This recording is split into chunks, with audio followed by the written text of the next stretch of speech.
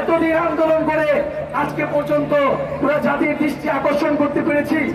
আমাদের প্রধানমন্ত্রী তিনিও এই বিষয়ে কথা বলেছেন।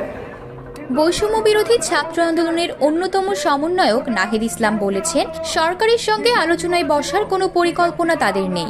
আজ গণমাধ্যমকে তিনি বলেন, যখন আমরা ডিবি হেফাজতে ছিলাম তখন প্রধানমন্ত্রীর সঙ্গে আলোচনায় বসার প্রস্তাব দেওয়া হয়েছিল, কিন্তু আমরা এই প্রস্তাবের প্রতিবাদে ডিবি হেফাজতে অনশন করেছিলাম। গোয়েন্দা পুলিশের হেফাজতে থাকা কোটা সংস্কার আন্দোলনের 6 সমন্বয়ককে বৃহস্পতিবার বিকেলে ছেড়ে দেওয়া হয়েছে।